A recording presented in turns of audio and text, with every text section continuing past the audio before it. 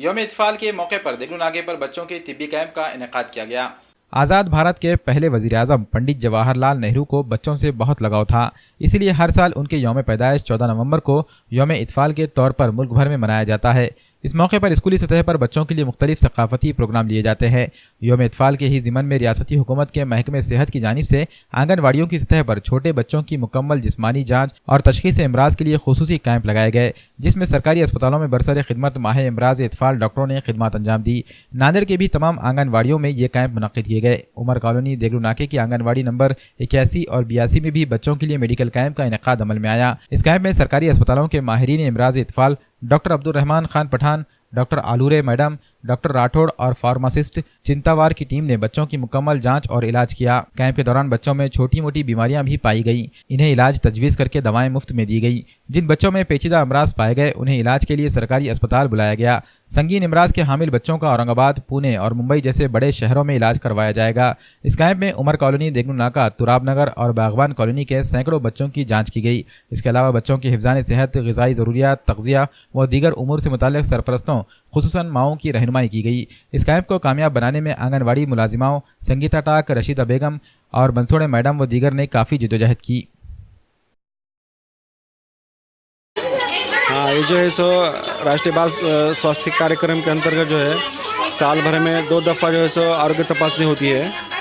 उसके तहत जो है सो हम लोग 4D के अंडर में जो बच्चे मिलते हैं, जैसे कि डिफिशेंसी है, डिफेक्ट्स है और जो है सो डेवलपमेंटल डिले है और डिसीजेस है, इस 4 कैटेगरी के अंदर अगर कोई बच्चे हमको मिलते हैं तो हम लोग उनको रेफ़र करते हैं सिविल हॉस्पिटल को।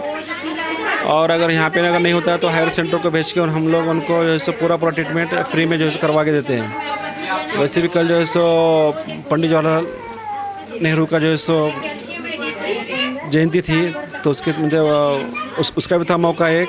लेकिन ये हमारा शेड्यूल प्रोग्राम है गवर्नमेंट ऑफ महाराष्ट्र का कि हर 6 महीने को एक दफ़ा जो है आंगनवाड़ी के 0 to 6 ईयर्स के दरमियान के बच्चों का जो है चेकअप होता है। और उसी नहेज पे जो है सो आज हमारा यहाँ के उमर कॉलोनी के आंगनवाड़ी में जो है सो आज हेल्थ चेकअप है।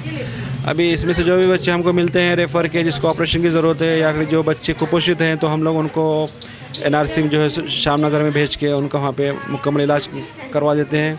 जो बच्चों का ट्रीटमेंट यहाँ पे नहीं हो सकता नानी लेवल पे, तो उनको हम लोग हायर सेंटर का औरंगाबाद हुआ, पूना हुआ, बॉम्बे हुआ, हम लोग वहाँ पे भेज के उनको जो है टोटल ट्रीटमेंट फ्री में करवा देते हैं। और ये राष्ट्रीय प्रोग्राम है। साथ में हम बच्चों के माँओं को जैसे काउंसलिंग भी करते हैं कि किस तरीके से बच्चों का जो डाइट मेंटेन किया जाए, सफाई का ख्याल रखा जाए और जो है सो लसीकरण का जो महत्व रहता है कि हम लोगों को जो है वैक्सीनेशन कितना ज़्यादा ज़रूरी है।